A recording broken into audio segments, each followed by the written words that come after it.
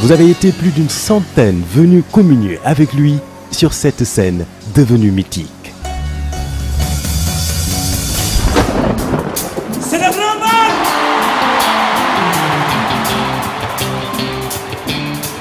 De tous les coins et recoins du monde, le sourire, la bonne humeur, les préparatifs commencèrent.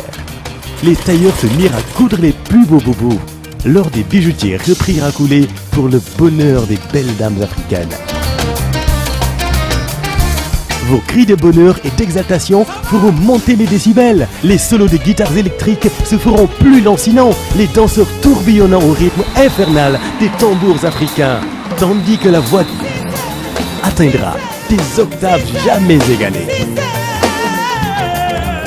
Grâce à vous, l'ambiance sera encore extraordinaire. La fête sera grandiose. Bougez, tirez, chantez, dansez. Vous, Youssou N'Dour, le Super Étoile et Bercy, c'est déjà 17 ans de bonheur partagé. Merci.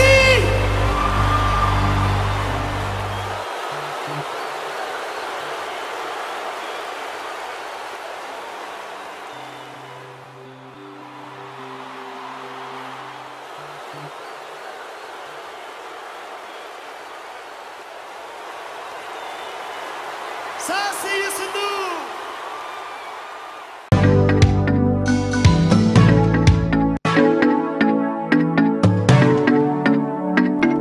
ñu dem mbokk yi asalaamaaleykum ñu ngi leen di nuyu di rafetlu bu baax seen ànd ak télévision Futur Média di leen ñaanal jàmm di sàkku ñaan ci ñëpp ci kàttanu borom bi alxamis ju ne ci waxtu wi seen émission li ci penc mi ak télévision Futur Média laata ñuy dak door waxtaanu tey wile dañuy def ne ñëpp ne doomu Sénégal sago titero daal di it gërëm bu baax Youssou N'Dour ci taxawaayam ca bitim réew Tokyo ca Japon muy sak ci Afrique sak ci Sénégal yëpp raay boo xamante ni jël na ko foofee prix même impérial di daanaka lu xeetoog prix Nobel des Arts moom artiste waykat bi di Youssou N'Dour kon ñu koy rek delloo njukkal gi nga xamante ni daal dina ko amal Sénégal taxawee ni muy nag titre gu rëy ni ñu ko waxee waaye rawatina li ci gën a neex mooy koppar ya toftalu ci prix bi juróom-ñaar fukk ak juróom ci ay millions mu fas ko yéene daal di tàbbal ci keesu kon mutuelle de santé bu acteur culturel yu Sénégal ñu koy kon dellu jaajëfal ci boobu taxawaay moom artiste waykat bi Youssou N'Dour ci wàllu sax di prix bi jàng nañu sànq ay félicitations tukkee ci monsieur le président de la république son excellence Macky Sall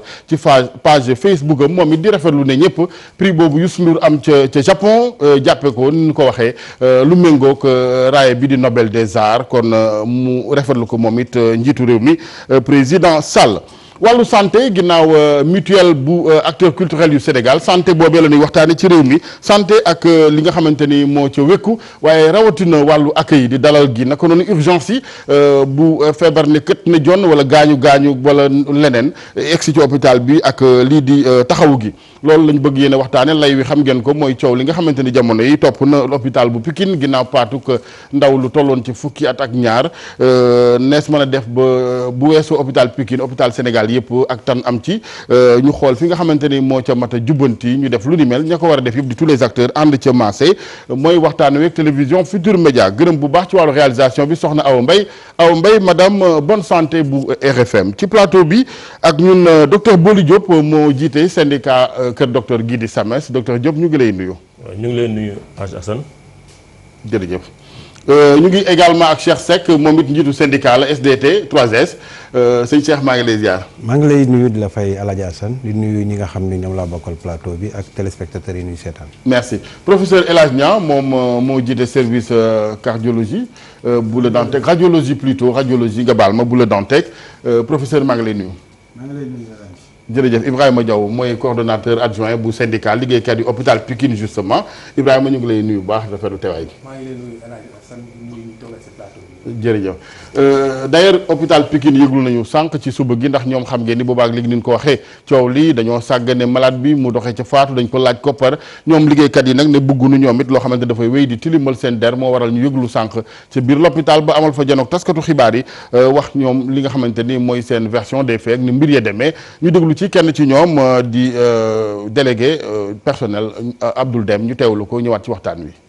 ñu ngi jaale famille défunt bi nga xam ne Aïcha Diallo dafay mujj a gaañu nous regrettons aussi de acharnement bi fi am bu am ci biir hôpital bi par rapport ak ay ñu bëgg ko politiser ñun aussi duñ ko nangu parce que on est un département plus peuplé que certaines régions parce que département bi ci boppam lu mu engorgé pour ce que on a pris ñetti département la ñu yor presque Guédiawaye Rufisque Pikine malgré tout ça lal ñu doy sax mënuñu leen parce que tout ça ñu ngi ci ay situation yoo xam ne personnel bi sax dañuy daw suba ak ngoon pour def bànneexu malade yi moom ci boppam xamul gisul bant gisul dara donc anis la ci anis bi la jaar mais il faut mu indi ay aussi preuve par rapport à tout ça là aussi il faut ngeen demander ko de quoi s'agit-il waaw la famille donc loolu yëpp il faut ngeen xam aussi nga dinañ def tout pour que administration porte plainte contre X pour diffamation parce que boobu ba tey su ko deful xësi conseil juridique ñu xool parce que nag aussi du ñu nangu ñu ñuy attaqué de tribord babord ba pare ñun aussi duñu am benn yit ba nga xam ne duñ ko def pour aussi stopper loolu. Abdoul Deme ñu ciy gërëm Salif Sow ak sëñ Malick mi mu ci àndaloon ci taataan kaddu yooyu tukkee ci kenn ci liggéeykat yu hôpital Pikine ñu ngi fi ak Ibrahima Diaw maa ngi lay wax sànq di la présenté ne coordonnateur adjoint bu syndicat bi sëñ Diaw comme yéen a daanaka du aaye mënees na ko waxee ni ndax yëf ya foofu la xewee lu ci am lañ ca wax am na déet enquête a ngi wéy mais lan nga gis yow ni daal moo am dëgg ci mbir moomu ñeel gune gi. waaw jërëjëf El Hadj Assane maa ngi nuyu téléspectateur yi di présenter tamit condoléance famille bi nga xam ne ñoo ñàkk seen doom. di indi tamit félicitation président Youssou Ndour. ci raay bi nga xam ne moom lañ ko takkal. jërëjëf. El Hadj Assane li am hôpital Pikine fan yi coow li bari na waaye kenn ku nekk si ñun xam na ne lii nga xam ne moom lañ déclaré te communiqué de presse boobu nga xam ne article bi nga xam ne moom la journaliste bi génne. wax ne 200 000 moo tax laaluñ xale bi foog naa ne loolu yëpp c'est des contes de vérité ndax ku ñëw ci terrain bi xam nga ne la fa xew demeewul noonu. xale bi mu ñëwee ci hôpital bi on l'a admis aux urgences le vendredi bi mu ñëwee le vendredi ñu dugal ko urgence def nañ prise en charge bi nga xam ne moom moo war ci moom. jël nañ ko ni ñu ko war a jëlee ndax xam nga norme hôpital ku ñëw da nga war a jënd ticket. donc li ñu ko laaj mooy mu jënd ticket bi mu jënd c'est à 3000 francs bi mu paree le médecin a fait ce qu'il devait faire mooy les diagnostics qu'il faut faire yaay xale bi ñu ko laajee li mu njëkk a wax ci ay version mooy xale bi bant daf ko jam bi ñu xamee ne médecin bi jël na ko def ko li mu ko war a defal yépp après opéré nañ ko ni ñu ko war a opéré xale bi le vendredi la fa ñëw le samedi ba le dimanche donc yaakaar naa ne 3 jours ku ko def ci hôpital munoo wax ne defuñ prise en charge bi nga xam ne moo ci war ndax ci biir 3 jours yooyu xale bi def na 4 services bi ci jiitu mooy urgence ñu lever urgence bi ndax xam nga li ñuy wax urgence boo ñëwee xaalis sax duñ ko laaj li ñu njëkk a def mooy lever urgence te lever nañ urgence bi stabiliser xale bi ba nga xam ne toll na ci phase yi ñu dugal ko bloc opéré ko docteur bi dugal ko bloc opéré ko bi mu paree wàcc bloc ñu dugal ko chirurgie mu jógee chirurgie dem réanimation donc kon kooku suñu waxee ne amul prise en charge day lëndëm ci xelu opinion bi ok kon mun nañ wax ne xale bi phase yi ñu ko waroon defal yëpp defal nañ ko dañ wax nag ci article bi ne dañ ko laaj 200 000 sinon duñ laal malade bi ma lay wax ne urgence duñ laaj xaalis bu malade yegsee bu malade yegsee bañ toppatoo ko ba pare ba nga xam ne dafa war a génn te loolu foog naa réglementation hôpital yëpp la. ok dañ lay présenter facture. facture boobu nag lañ ko présenter à la sortie. te tolluwul sax ci 200 000. donc nga xam ne kon version yaay bi ak version journaliste bi. teguwul ci ay dëgg. mënees na am montant bi wala. montant facture baa ngi samay bët. yaakaar naa ne li xale bi fay foofu bi muy génn c'est 104 200. la waroon fay. moom la waroon fay. boo ci cumulé 3000 francs bi nga xam ne moom la jënd ak 15000 francs échographie bi. c'est tout juste les montants yi nga xam ne moom la xale bi dépensé ci biir hôpital bi. ok waaw kon très bien professeur ci tolluwaayu mbir mi bu au-delà même de l'histoire de l'hôpital bu Pikine hôpitalu Sénégal yi ndax aussi loo gis rek xëy na dafay am lu ñu ci war a mën a jàngee. n'est-ce pas parce que bu dul hôpital Pikine souvent di ngeen dégg nit ñi jàmbat ci hôpital yeneen yi dama ñëw accueil bi baaxul dañ ma ñàkkee kersa wala urgence bi sama malade taxawuñ ko ci anam yu mu waree bon les docteurs disent également que da leen di fekk ñu ne ci malade yeneen kenn du sëgg ci malade ba ko ndax kuy soog a egsi et cetera yow lan moo ci am. El Hadj jërëjëf ma lay dolli itam ni la sama toogaay bii way jëfandiku yi ñoo tax. ñoo gën a yokk ma toog fii waaye toog ma fi rek ngir professeur la bu toogal way jëfandiku yi.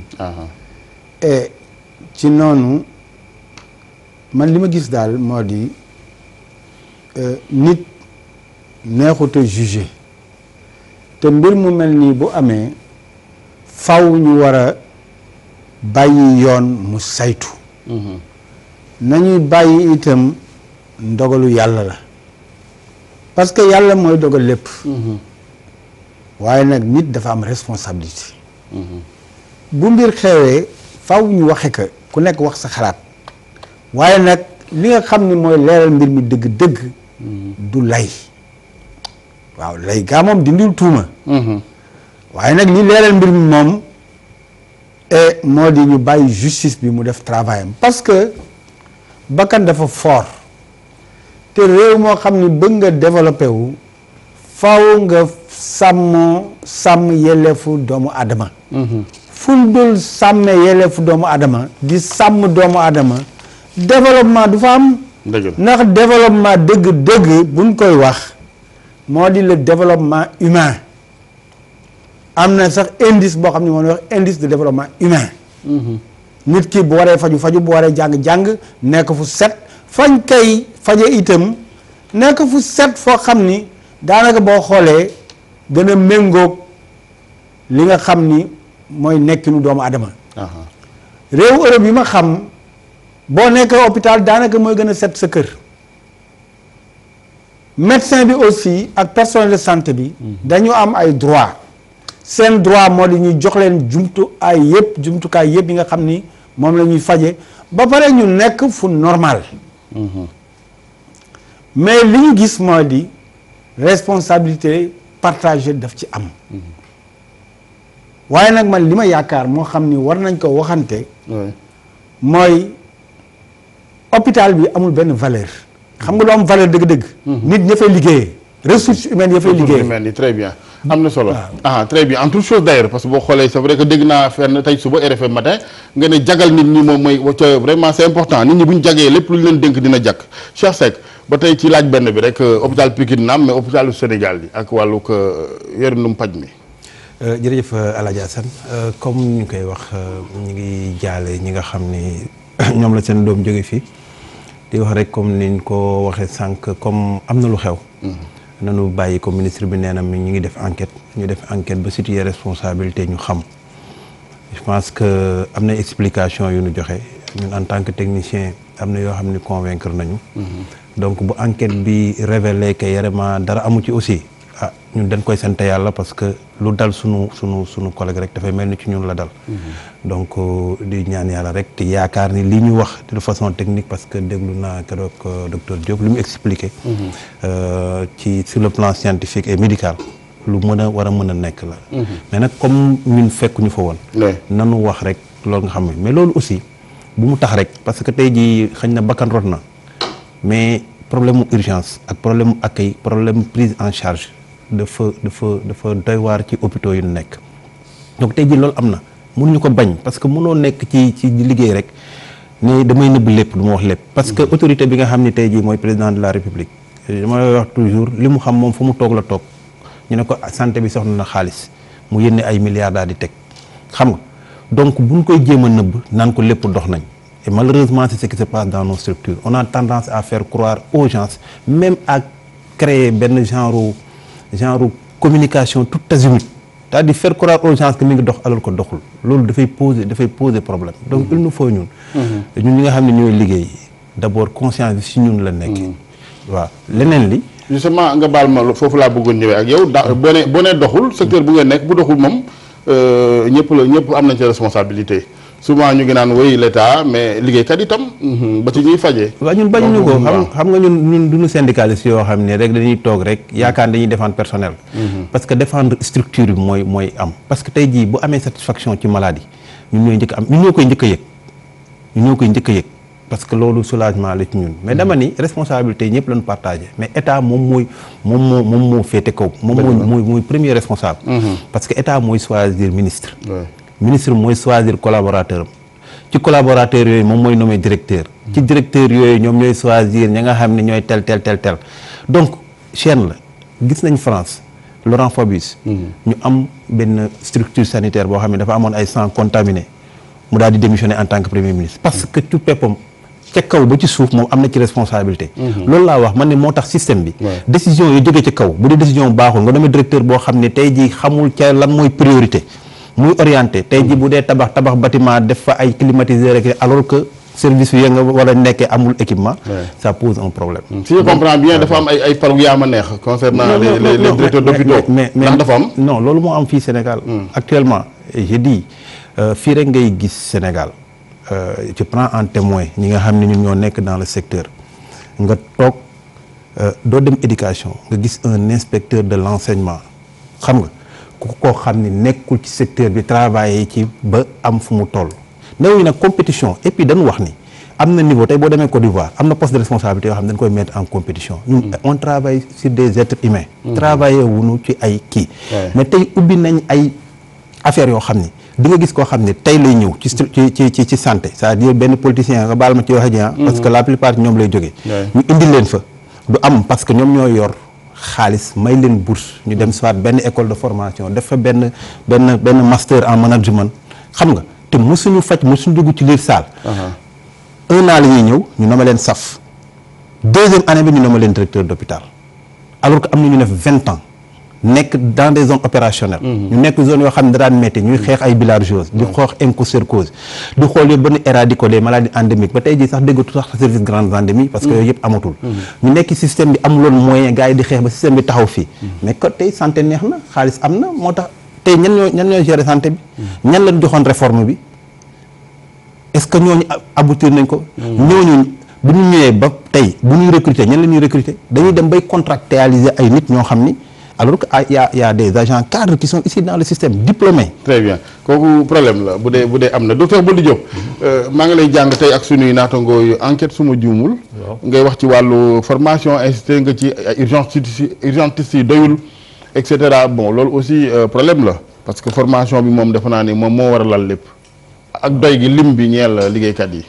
jërëjëf Assane maa ngi delloo di jaale famille bi nga xam ni ñoo ñàkk seen doom di wax ni li xew Pikine en tout cas lu mun a xew ci système bi la.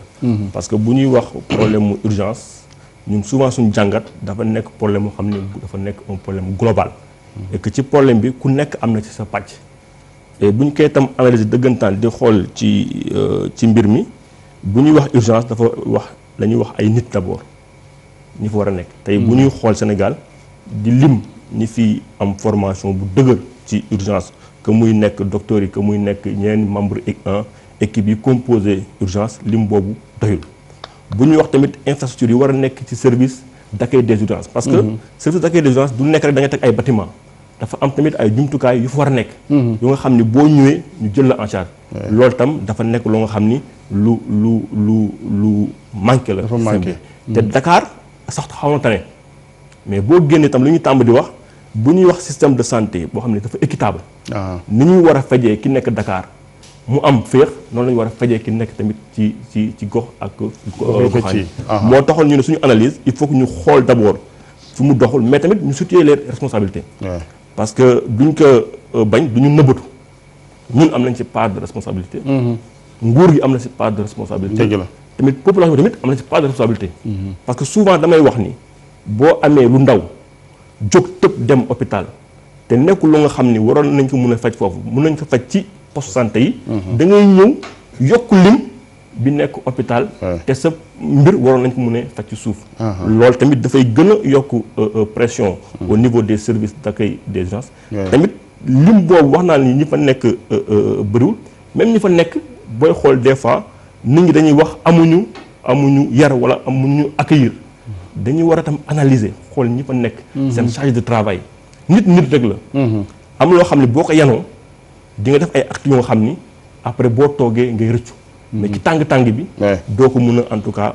mais war nañoo gën a aussi def seen genre introspection gën a yokk yërmande gi ndax lim bi rek du laya ngay dugg ci avion bu def 300 personnes ñeenti hôtesse rek mais dañu koy def ak yërmande vous me direz que c'est plutôt commercial mais je pense que lim bi du lay yërmande nit ki ko am quand même xam ne hôpital nit ki dafa laaj ku dalal xelam d'abord moi je pense que aussi foofu à ce niveau war nañ ci gën a xoolaa. moo tax ma lay wax ni équipe mooy jël en charge urgence. du benn nit rek tey mbir mi ñëw na li gën a fës mooy ñi gën a am responsabilité mooy médecin ci kanam mais bu ñuy wax urgence tant que képp ñëpp ñu war a liggéey ci chaîne bi seen liggéey matul. dafay sooxe.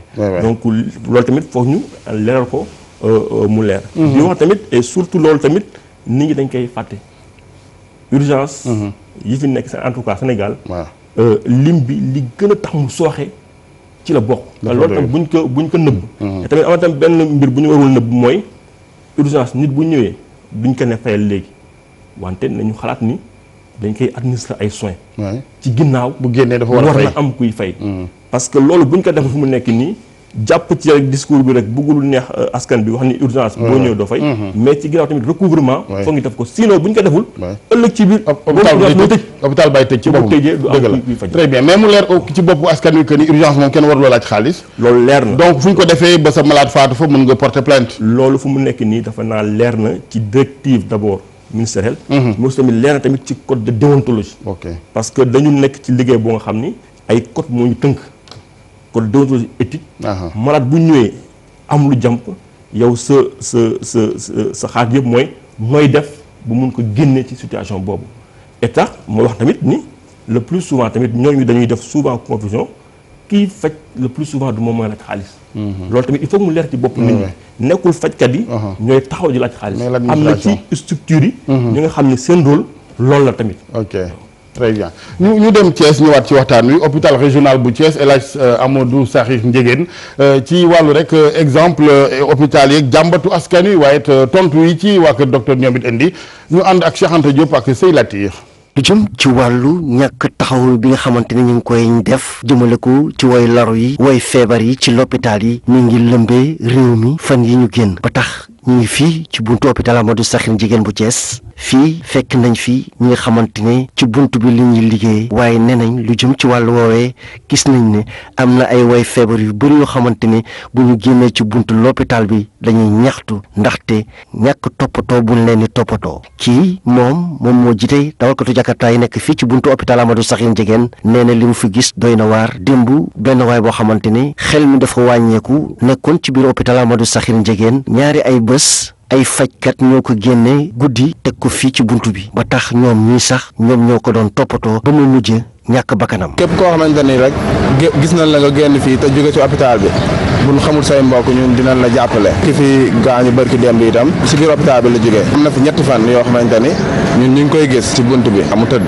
mais après nag biñ ko xoolee xam ni kii tamit mais lii metti na daal si leen ko jëlee yóbbu ko ci garab gële ngay seen maanaam mu nekk fa ay fan ba démb lay soog a gaañu. nit ku nekk si buntu hôpital foo xamante ni amul fenn foo xamante ni tëju na yaakaar naa kuy liggéey si hôpital bi boo rombee duñ ko gis te it xam naa ni fi mu entré woon tamit ñàkkul tamit ñoo xamante ne fa la nekk suñ génnee dina xam ni kii si salle bii la jógee wala tamit dafa wàññeeku woon te xam naa ne ay mbokkam nekkuñu fi daal waaw man daal li may ñaan moom li ma si doole mooy képp koo xamante ne sapeur indeeti na la fi ñu xam fi la jëlee ba nga xamante ne buñ la fi boo génnee ñu mën laa delloowaat fi la jëlee woon. docteur hôpital Amadou Sakhir Ndiéguène moom sax ci wet googee nee na loolu de yëgu ko tey yëgu ko ëllëg te ñoom lépp loo xamante ne warloo lañ ak way feebar yi wàccoon nañu ak moom ndaxte moom sax bokk na ci ñi nga xamante ne ñoom ñoo tëgg réforme hospitalière jëm ci naka la ñu war a mën a taxawu ay way feebar ci l'hôpital yi.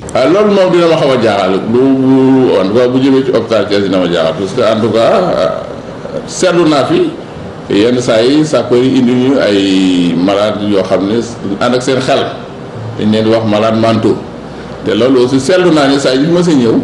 service social bi nekk ci hôpital Thiès ak seen xarit ak seen taxawaay nañ def li ci war yëpp jënd leen garab dañuy dem ba jënd leen ay yére wutal leen defaraat seen toilette yi ba nga xam ne lépp lu ñu war a defal malade dañ leen koy defal. moom sax gis na ne lu jëm ci wàllu woowee hôpital Amadou Sakhir Ndiéguène bu Thiès mi ngi ciy def ay jéego yu am solo. hôpitaux sénégalais yi depuis quelques années yi nga xam ne liggéey bu am solo def nañ ko fi parce que léegi fépp foo dem ci Sénégal am na ay jéego yu fi nguur gi def ci mbirum faj. donc ay matuwaay jël nañ ko ba nga xam ni képp ku ñëw hôpital nekk situation urgence kenn du la laaj dara dañ lay faj ba pare bu ñu la fajee ba pare lañ lay door a wax li nga amee hôpital. kii di major nekk ci service réanimation ci hôpital Amadou Sakhir Ndiéguène di secrétaire général régional bu SUTSAS gis ne ñoom dañ leen di joxoñ baaraam tuuma saa su nekk waaye ñoom de li leen war de ci l'hôpital yi ak seen digganteeg way feebar yi ñu ngi koy def. li ma dégg ñuy wax ci rajo bi urgence boo ñëwee duñ la mais urgence kenn du fayeeku kenn ci tàng bi bokk urgence boo ñëwee dañ lay jël en charge léegi nag buñ la jëlee en charge. ki ànd ak yow dinañ ne ko demal lii ak lii nga wut ko demal lii ak lii nga fay ko mais fekk na malade ba lañ ko waroon defal nañ ko bu waree analyse ci tàng bi dina def analyse bu ñu ko waree faj nañ ko faj ba ci jënd garab yi sax urgence dina am ay garab yu ñuy génnee joxe ko. directeur hôpital Amadou Sakhir Ndiéguène dolli si ne nag hôpital Amadou Sakhir Ndiéguène bi li ñuy dimbali néew doole yi ak ñi nga xam ne seen loxo jotul seen ginnaaw ñëw ci l'hôpital bi daanaka bu ñu ko xaymaa dina toll ci téeméeri million. hôpital Thiès en tout cas seetlu nañ at yi passé yëpp dinañ dépenser ci malade yi nga xam ne seen loxo jotul seen ginnaaw du jëm téeméeri million par at xam nga téeméeri million yooyu xajoon na ci hôpital Thiès ci ay jumtuwaay ci ay jëlaat ay garab. bu fekkoon nag malade yooyu nga xam seen loxo jotu seen ginnaaw bokk nañ ci ay mutuelle de santé ñun loolu ñuy def ci ñoom dinañ ko mën a denc jëndee ko ay garab jëndee ko ay matériel pour gën a jàppale hôpital.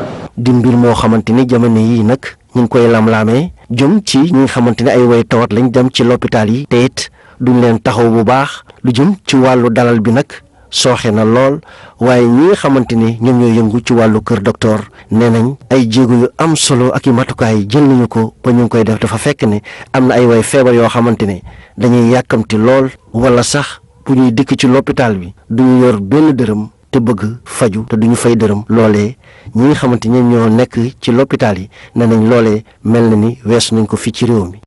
jërëjëf Cheikh Anta Diop ñu koy gërëm bu baax di ko sant ak say latir wax na problème bu fondamental ñàkk gi également loolu dafay bokk ci li nga xam ne du yombal mbir yi ci kër docteur ndax ñoom it dafa am loo xam ni lu néew lu fa war a ne ngir hôpital ba di wéy di dund sëñ Diaw bu ñu weesoo li nga xamante ni mooy constat yi parce que ni ñu koy waxee lu ñu tiisoo la métti lu ko génnuk àddina Aïssata Diallo mais au moins ñu jàngee ci dara ñu ngi koy tiisoo ak vraiment di masawu njaboot gi mais mu bañ a niilati rek comme yëfi daawoon jaar naka la ñuy def ba vraiment yéen par exemple ngeen fësal au niveau de l'hôpital de Pikine lan mooy jafe-jafe yi lan ngeen di jànkonteel bu ko defee ñi nga xam ne ñooy kilifa yi mën a gën a réorienter xaalis bi dëppoog li ñuy soxla mu bañ a dem feneen.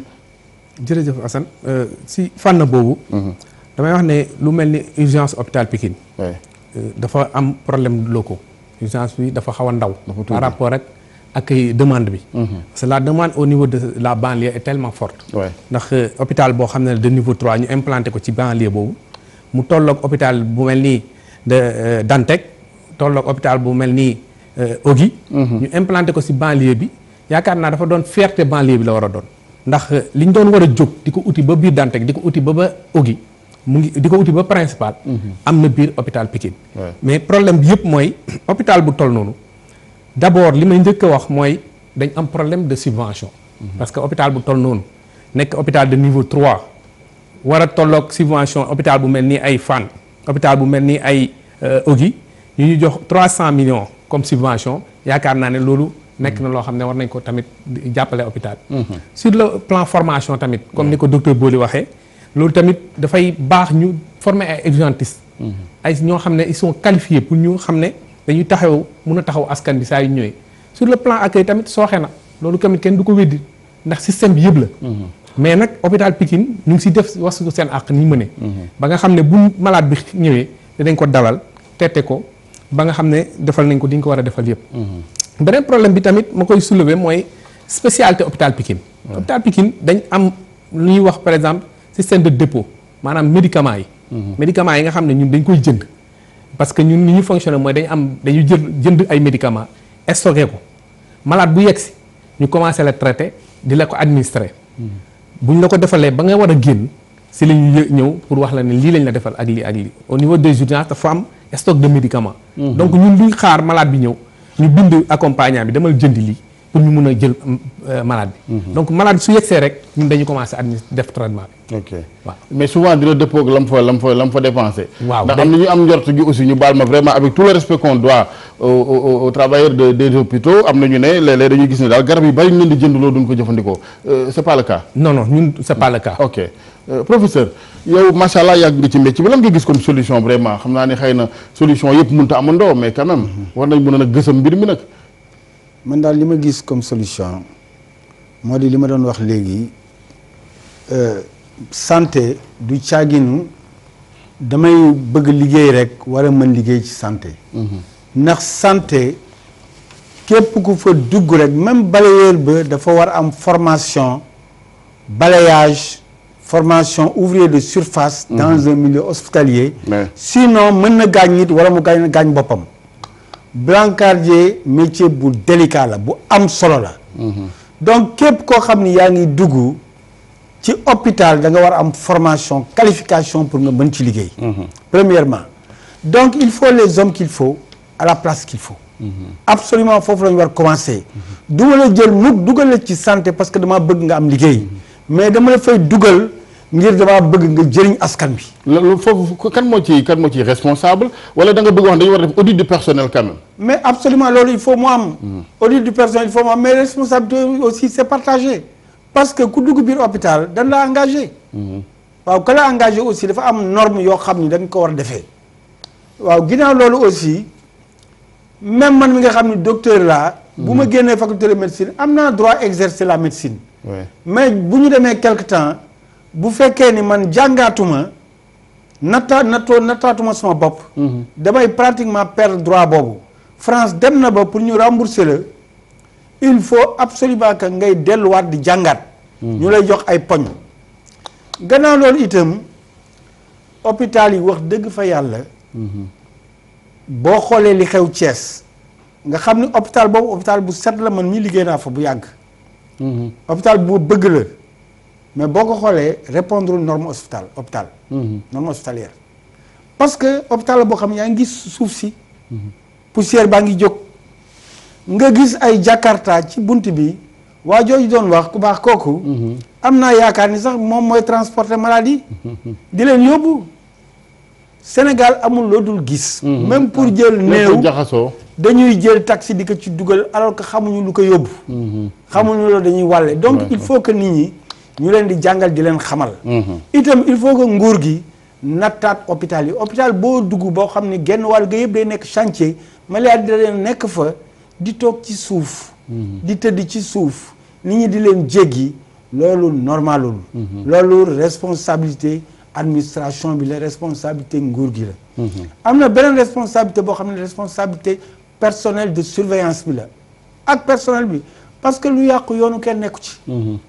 da ngay gis lu tegee yàqu di yàqu yoonu kenn du ci nekk parce que amul benn responsabilité yooyu yëpp nag dañ ko war a daw parce que nguur gi alal gi mu yore suñu alal la bu ko ci defee te kenn sàmm ko kenn toppatoo ko mi ngi mel ne oto boo xam ne doo ko vidé xanaa da nga koy dawal rek ba moteur bi panne kooku normal kooku kenn mënu ko dékku donc léegi dans une démarche prospective il faut que ku nekk jouer rôle am waaye njàngale il faut mu am ñi mu jël ñu liggéey itam il faut que ñu leen di teg ci yoon recrutement bi waru nekk recrutement politique waru nekk recrutement mbokk waru nekk benn recrutement lu recrutement qualification qualifié naa ñu dem et te hôpitalu Sénégal yu si bare ban leen di tabax yii 300 personnes 200 personnes moo taxoon ñu tabax ka mais léegi junney personnes ñoo sa nekk hôpital bi toggatul lu nit ñi lekk nit ñi ci biir hôpital bi ku jooyee mbëlëxe boo nekkee fii tey yaay nekk ci biir hôpital bi boo fi amul mbokk di ko toggal ci biir hôpital bi fi mu toll hôpital bi dafa am ay waañ ci biir cour bi am ñuy fóotal seen bopp mais loolu village boobu nan la fa wér gi yaram mën a am kooku mënul nekk dëgg la nañ waxante dëgg la très bien maintenant sëñ Cheikh kan nga gis ne moo ci war a indi solution à tout cela parce que aussi naam jëlee gaa ngi fii mais ñu juñu lu am solo sànq d'ailleurs audit du personnel dafa jot ñu daal di xool nag qui est docteur qui ne l'est pas et cetera waaw loolu moo am solo xam nga responsabilité xëy na c'est partagé mais le premier responsable c'est l'État parce que tey jii dafa am lu mu tënk Alaaji Assane muy la constitution sénégalaise ci biir constitution boobu dañ ni le droit à la santé. donc un droit constitutionnel c'est un droit acquis. donc tey jii am naa sañ-sañ tey état moom war a jox donc état moom mooy comme ni ma koy wax sànq moom mooy choisir ministre. état moom mooy définir politique de santé. ci définition politique de santé boobu dafa am lu mu laaj c'est-à-dire pour nga mën a évoluer tey jii dañ ni lan hôpital lan mooy vocation ak lan mooy rôle am hôpital ban personnel moo fa war a nekk est-ce que tey personnel bi fa nekk man état maa ngi recruter parce que état mooy am priorité. dama wax exemple tey boo xoolee ci journaux yi chaque année dañ naan la force de sécurité entre gendarmerie et policier recruter nañ 3000 agents sécurité lan wax de. pour sécurité sécurité mooy pour bañ nit peut-être ñu agressé nit wala ñu dóor la bal. mais sécurité bi rëy muy éviter nit ñi feebar parce que kooku gën a gaaw a rey que nit agressé la ci mbedd. mais ngay toog par yenn saa yi 2 ans bu ñu saa yoo dégg ñu recruter nañ 1000 agents dañ toog par yenn saa yi ay 2 ans ñu doog recruter waat te lii retraité. te remplacé wu leen moo ëpp foofu ca nga xam parce que saa yu ñuy recruter dañuy recruter 1000 agents ci 1000 agents yooyu bu dee médecin dinañ bind de médecin tur bi bu dee infirmier dinañ bind bu dee yeneen yi. mais li ñu bëgg a fourtu dañ am 300 personnes yoo xam ne da ngay gis ñu bind fonctionnaire hiérarchie A fonctionnaire hiérarchie B wala ñoo xam ne doo ci gis benn qualification. donc doo xam seen par exemple dinañ jël mën nañ jël 60 personnes ñu ne la ñii fille de salle garçon de salle. la plupart seeni doom lañ yoo xam ni def nañ yeneen formation soit en management wala leneen. mais c'était circuit boobu la leen di dugal bu ñu demee bu leen affecté ci service. bu ñu fa def 2 mois ñu yóbbu leen dans les services administratifs moo tax tey jii boo demee ci hôpitaux yi. pratiquement fépp transformé nañ ko ay bureau da ngay am problème sax pour saalu malade da ngay gis hôpital lu mu ngand capacité lii du dépenser ay bureau kese la parce que y a trop de services administratifs alors que am na yoo xam ni on en a pas besoin soxlawuñ ko parce que am na yenn travail boo xam ne même dans les services majeurs yi nga xam ne ñooy major de service même bu ñuy def ay soins sur le plan administratif ont été formés parce que da ngay dem ci benn poste de santé benn infirmier moo fay nekk tout ce qui est rapport ak travail administratif ñoo koy def te du ko tere activités yi nga xam ne moo am aux alentours du poste de santé yépp dina ko def dina def CPN dina def consultation dina def vaccination dina def lépp mais nan ñu dimbali ngir yàlla que santé personnel qualifié la ñu soxla ak recrutement personnel bu doy mais seetlul rek recrutement yi non seulement ci biir fonction publique Alaaji Assane day am loolu nañ ñu dimbale ñu may ñu jël ñi nga xam ni ñoom ci boppam ñoom ñooy faj maintenant li ci des personnel d'appoint boobu mais collectivités locales yi domaine décentralisé lañ nañ ko jël en charge ñooñu mais bu fonction publique moom war a jël ñooñu ñu baal ma nag man je n'ai rien contre ces mêmes personnes néew ma duñ am salaire néew ma duñ bokk ci structure sanitaire mais am na ñeneen ñu ko jël en charge vocation état mooy mi former ay infirmiers di former ay sages-femmes di leen bàyyi ci touche te duñ leen recruter loolu mooy problème bi c'est la criage docteur Bodi pourtant par rapport à la formation toujours am na yeneen écoles yu fi ne foofu tam lan ngay wax il faut aussi ñu gën a may gët écoles yooyu aussi ñu xool ñan fay former ñi ciy génnee parce que santé du lu ndaw quand même waaw dëgg la wax nga ko santé du lu ndaw donc képp kuy liggéey ci wàllu santé war nañu prouver ni que am nga ay compétences d'abord aussi am nga benn savoir faire ak savoir être loolu dafa nekk loo xam ni lu war la mais mooy ñëw wax ni ci solution yi sorewul solution yi ngi fi moment bi ñuy wax ni amuñu ay docteurs yu bëri amuñu ay sages-femmes yu bëri ay infirmiers yu bëri pourtant am na ñuy chômer loolu mooy paradoxe bi tey fu mu nekk nii personnel bi matul mais malgré ça am na ñuy chômer ba léegi loolu nag ñuy wax ni buñ ko buggee saafara c'est une volonté politique et seulement volonté politique mun na ko saafara mais tamit ñuy xool personnel yi nekk ci structure yi tey OMS dafa ne bu ñuy xayma dëggantaan ñu nekk ci bërëb fajukaay yi di faj bu ñu jëlee téeméer juróom benn fukki ak juróom dañu war a nekk personnel médico-technique tey bu ñuy xayma suñu structure yi téeméer boo jël amoo sax ñaar fukk donc dalay wan ni ñu des yëpp ay kayit la ñuy toppatoo dalay wan ni jafe-jafe dëggantaan am na ci loolu loolu koy dootu hôpital non moo tax nag donc moo tax sànq bi lay wax ni problème bi dañ ko war a jàmbaru baax xool surtout responsabilité indi ay solution parce que du ñu fi inventé lu amul te duñu jéegaane mais tey war nañ mun a régler problème boobu parce que maa ngi lay wax ni am na ñuy chômer mais tey am na ñu xam ne pare nañ jëluñu leen dem nañ jaay seen xam-xam feneen bitim réew te pourtant dëkk bi soxla na ko tey fi ñu wax ak yéen ni am nañ ay médecins yoo xam ne c'est des urgentistes ñu ngi leen di former ñu mun seen liggéey mais tey ñu ngi liggéey ci lu mel ni Croix-Rouge international ñu ngi liggéey ci Médecins sans frontières parce que nguur gi en tout cas deful peut-être boo xam ne daf leen téye pour ñu mën a servir seen réew mu nekk yoo nga xam ni solution yoo xam ni c'est à portée de main mun nañ ko vraiment faj xanaa nguur gi du faral di yebal ay mission d'inspection ci hôpital yi parce que quand même bu ñu doon dem wala bu ñu fa doon faju si malheureusement ñu bari ñoom dañu fa faju si bu ñu ñëwee dinañ gis ne xanaa ñii ay administration ñoo fi ëpp ay fajkat tey amul inspection am na inspection interne am na ay mission am na ay rapport tey bu ñuy wax ci wàllu liggéey théorie du ñu ñee kenn lépp li ñu war a def xam nu ñu war a liggéeyee normes yi lépp a ngi fi mu njëkkee di problème bi moom mooy naka lañ koy appliquer volonté politique pour appliquer li nga xam ni mun nañ ko def donc amuñu lu ñuy jéggaane fen solution yi ñu ngi su ñun la ñu ñuy nen la suñuy biir wax la ko sànq dañuy recruter ñoo nga xam ni war ñu leen recruter te pourtant ñu ñuy nen la naka la ñuy def pour loolu arrêter loolu ñun am na ci responsabilité parce que des fois tamit pression bi ci dañ koy wax syndicat yi lay jóge am nañ ci responsabilité mais tamit ñi ŋànk mbir mi pour vraiment recruter ñoom it am nañ ci responsabilité. Très bien maintenant aussi ngeen baal ma bu moo bi fooree ma rocciwaat ko mais dafa mel ni aussi dafa am ak tappale gu lalu ci mbir yi daal ci biir l'hôpital yi ku def ak ku deful daal parfois gars yi dem ba di sax mafia la da ngay war a faju war a def benn rajo ñu yabal la ci beneen ca àll ba koo xamante ni xaritam la wala moom sax moom faf bërëb ba mais yooyu doxalin ak néeg googu naka la ko nit mën a néegee ca xam ni sénégalais yi loxo yi jotul ginnaaw gi benn ñaar ki jaaxle moom foo ko yebal rek day dem mun nga ko yebal ba yebal ko foo xam ne yow commercial rek ngay xool. waaw loolu yëpp tamit dañ ko encadré parce que lu mu sànq wax naa ko code moo ngi tënk éthique ak déontologie. waaw mais dans l'application est-ce que respecté nañ code bi maa ngi ñëw code kay ñëpp ko am alkaati journaliste tout mais da ngay gis tappalekat fu maa ngi ñëw donc xam nga code boobu mu ngi fi. yoon mu ngi fi. maintenant bu ñu jalgatee yoon am na ñu nga xam ni ñoo fi nekk pour mun a régler loolu. loolu tamit du ñu taxaw fenn yoon ni ne nit ñi dañu war a jalgati mais képp ku jalgati am na fu ñu war a aw ak yow. pour nga mun a en tout cas nekk en règle. loolu tamit sànq maa ngi koy wax tey fu mu nekk nii lu ñu gën a soxla mooy ñun. suñu jumtukaay fi ñu nekk di liggéey. tey day metti rek mais ñun sant la ñu nekk di liggéey. donc lépp lu ñu war a def ba suñu jumtukaay boobu ñu maintenir ko liggéey. ñun en tout cas taxaw nañ pour loolu. très bien am na solo jafe-jafe yi bari na naam mais maa ngi koy waxtaanee sànq aussi ñu jéem a xool rek de façon réfléchie nu ñu ciy waxtaanee balaa ñoo ñàkk as lëf li nu fi yor ne ku ne xam nga ni matul bu nu demee ba gars yi découragé ne xëy na léegi comme waa Pikine parce que dafa mel ni dab na leen personnel bi ni ñu waxee nga xam ni ñoom dañ naan ñun kat fayu ñu naar ba xoromam mais terewul nit ñi aussi seen bëgg-bëgg mooy bu ñu duggee ci bërëbu faju nag am impression ni hôpital la ñu ne mais dugg ci hôpital mu mel ni marché tamit loolu kenn xamul lu mu état bi naam mais am na yoo xam ni yow tam poste ba ngay joué nag saa yi nag état président mënut a dugg ci hôpital di piqûre xanaa ñu ko dénk anañu le chef du personnel le directeur même les médecins pourquoi duñu ko dénoncer.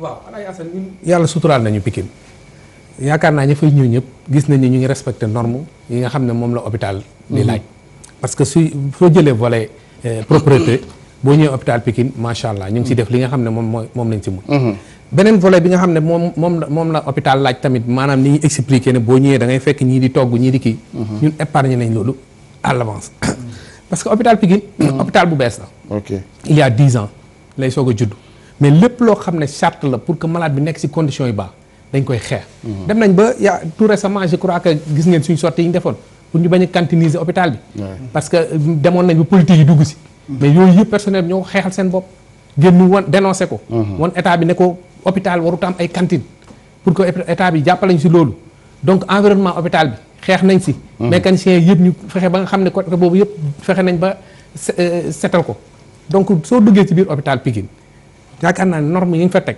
ci wàllu cet amul ci mun naa ne boo gisuma ko ci beneen hôpital am na solo waaw loolu moom il faut toujours insister parce que ñun tamit mooy loolu de dañoo xaw a sant Seck wala jaww Sénégal gars yi ni ñu doxalee da ngay dem màkk gis ku ay jamono naar yi ni ñu sonne woon foofu ay mbanay fondé ci mbeddu Arabie Saoudite yi nga xam Sénégalais fu mu dem foog na ni da ko war a def comme Sandaga fu mu loolu aussi mais hôpital quand même nañ ko épargner professeur le plateau technique aussi c'est vrai que nit ki volonté bu mu mën a am ci amul jumtukaay bi du mën a faj kenn aussi. waaw xam nga jumtuwaay yi sax boo xoolee temps yi gën na bare mais li nga xam ni. li tax jumtuwaay mënul doy mooy li ma la waxoon nit mën naa ñëw hôpital bi jënd matériel tey hôpital bëgguma tudd benn hôpital. mais hôpital boo dem di nga gis ay machines yu gaare. yoo xam ne kenn mësul leen taal parce que am na ay problème lañ commandé woon dikkul amul kenn kuy réceptionné kuy seet ba xam baax na ak baax na. bu dawee ñetti weer daanaka garantie bi jeexul bu paanee amul kenn koo xam ni moom mooy taxaw pour obliger nit ñi ñu ñëw. waroon na fa am nag yooyu gis nga nag moo tax. poste yooyu waroon na fa am. moo tax xam nga nguur dafa neex a ŋàññi. waaye ni nga ko waxee nii ab ministre mënta dugg ci biir hôpital. naan day piquer malade wala day seet matériel bu ñëwul. xam nga affaire radiothérapie. mais inspection bi bu ñu ko doon defee. mais duñu ko def kooku moom. parce que li xew daal dégg quand même yàgg na da xëy na ba ñu fi demee nag ba ne kët ne jonn lañ ca soog a jot ca kaw. waaw mais bu ñu ko teeloon càmbar dinañ ko gis. waaw loolu la parce que kii liggéey machine bi itam. moom moo mën xam lan la soxla. loolu bu ko laajee moo war topp ci gannaaw di daw machine bi paat na machine bi yàqu na nangam. ba sax nu muy demee sax constitué wu partie civile. parce que liggéeyu kaayam la. gannaaw loolu am na loo xam ni gis naa ko ci réew yu bare te loolu day doxal te ñun amuñu ko daanaka hôpital bu nekk dafa war a am ay formation régulière dafa war a am école ci biir hôpital bi. parce que bu ndox tuuroo añ bàq moo des maanaam boo gisee ñu jël ay nit ñoo xam ne amuñu qualification ñooñu bu ñu ñëwee am na si ñoo xam ne dañu am volonté dañu bëgg liggéey. ñu bëgg daan seen doole. xëy na foofu la ñu mën dugg. et ñooñu bu ñu ñëwee itam boo demee ba jël leen itam na nga leen former régulièrement di leen encadrer. hôpitaux yi dañu war a am ay centre de formation interne ñuy jàngal gars yi bu ñu la jëlee comme brancardier école brancardier amul mais hôpital bi dañ la former di la tàggat guddeeg bëccëg mais hôpital boo xasee ba dugg dana lay bàyyeeg na nga mel même docteur yi ku ci xas ba dugg ci hôpital daanaka bu la neexee dootoo jàngati dootoo am séminaire doo am formation continue doo am dara da ngay continuer rek te lépp day soppeeku kon man li ma yaakaar mooy njàng mi ak njàngale mi am na solo ñu xool ci téléphone bi bu dee am na kenn ku bëgg a bokk ci waxtaan wi asalaamaaleykum bien waaw sëñ bi ñu ngi lay nuyu na ngeen def ñu ngi sant di la ñaan da nga yëkkati baat bi waaw ma ne salaamaaleykum na ngeen def. waaleykum salaam. alhamdulilah man de dama ci seen émission bi vraiment c'est intéressant parce que man li ñuy wax fii daf maa intéressé directement parce que man daf maa dal. sama mag bu góor génn na àdduna fan yee. waaye bi muy génn àdduna dañ ko yóbbu hôpital bi au début bi ñu soog a ñëw dañ ko bañoon a jël. il a fallu sama benn xarit médecin ñëw insisté wax ba ñu nangu ko jël ñu yóbbu ko mu dugg coma ba ci après yàlla jël ko. waaye bi ñuy ñëw ci hôpital bi tout le monde ci biir ambulance la nekk dañoo ñëw man damaa dem yóbbu kayit yi ñu bañ koo jël. te loolu. waxuñ leen di tax ñu bañ. allo. waaw malheureusement ñu ngi jégalu ñu jël keneen asalaamaaleykum. waaleykum salaam. ñu ngi lay ziar sëñ bi. maa ngi dolli ziar yaa ngi am jàmm. sant yow la kan. man Ibrahima Fall laa tudd. bisimilah. na nga def yaa ngi am jàmm. alhamdulilah. affaire hôpital bi laa bëgg a wax. waaw. hôpital bi. docteur yi. lu ñu leen waxal ñoo ko def. parce que man am naa fi malade.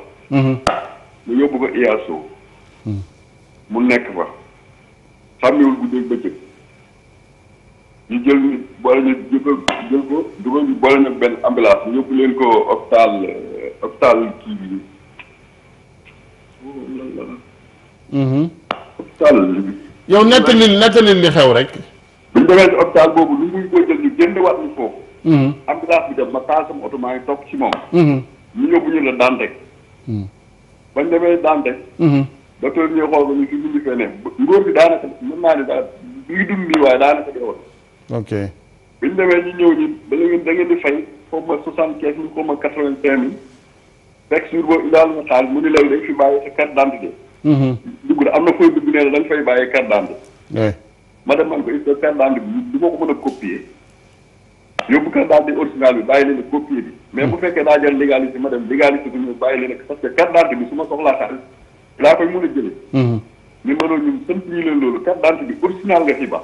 waaw ma leen est-ce que am naa fenn foo xamante ni mun naa faa dem yóbbu ko fa wax ak moom pour mu bàyyi ma yor carte d'identité original bi bàyyi fi copie bi. ñëwal ma ci benn waay ni ma boo demee ci kooku nga mun a waxal ma dem ba àgg ci moom expliqué ko man dama ñëw ñun ma carte d'identité bi original laa fi bàyyi pour garantie ma bëggoon koo copier bàyyi ci copie bi yor carte d'identité bi nag su ma soxlaa xaalis ci carte d'identité bi laa mun a jëlee xaalis bi mu ne ma léegi demal nga wax ko man xam nga xaw ma man dëkk bu Tuubaa laa def mun ma léegi ñun ma demal nga expliqué ko loolu bi ma ñëwee ci ndaw si waat ko mun ko nee na na ñëw bàyyi la photocopie carte d'identité bi mun ma soo demee nee ko na ma woo téléphone ma delluwaat ci bureau waa ji bi ni ko soxna si nee na nga woo ko téléphone mu woo ko téléphone mu sonné jël mu demal ni ko demal nee ko maa ngi koy woo mënu ma koy jot soo demee nee ko moom na ma woo ma ñëw nee na mi ngi lay woo yow jëlal sa téléphone nee na nga woo ko mun ma de demal nga wax ko léegi maa ngi fi demal nga ko na ma woo lu ñu ko ñoom ñaar lu ñuy wax lu ñu expliqué ba ñu ma demaatal soo demee nga bàyyi ko ma ñëw ma delluwaat mujj bi dama ko ni ma gën a soo bureau parce que fii du sa kër mënoo ma fiy génnee dama ñëw xamut yow di la laaj da ngaa war a xaw nga expliqué ma man carte d'identité bi ci laay jël xaalis man ma kon nga ak seeti keneen koo xam ne mën na laa gaarale carte d'identité mais il faut nga bàyyi fi carte d'identité original nga xam damaa mujj woo keneen mu déparé feneen léegi indil ma carte d'identité ma bàyyi ko da nga jël carte d'identité bi day jële xaalis bàyyi ko da nga dem fay ci bunt bi boo duggee yow loolu bi muy am sa malade nga baal ma yow bi ngay def démarche yooyu yëpp ñu ngi toppatoo sa malade ñu ngi koy faj déedéet ñu ko teg ci bunt bi ci bunt bi teg ok so xàmmeewul guddi ak bëccëg loolu xoolal bi ñu ko dugalee évaluation def na fa 3 jours comme 4 jours yoo xamante ni xàmmeewul nit xàmmeewul kenn voilà bi ñu jógee évaluation dem sax ab benn machine nañ ko monteloon mu ci doon noyyi d'accord léegi waaw très bien jël nañu l'essentiel ñu ngi lay masawu di la gërëm docteur ak Cheikh Seck yëpp dafa mel ni naam ci texte yi wax nañ ne ku ñëw urgence dañ la war a jël mais quand même dans l'application am na ñoo xam ni dañ ci wala dëgër bopp nag foofu la moo tax je parle d'inspection xam nga nit aussi man mii fi may liggéey bu fekkee kenn du ma càmbar kenn du ma wax dara mais j'ai tendance à faire ce que je veux foofu nag la ñu war a leerale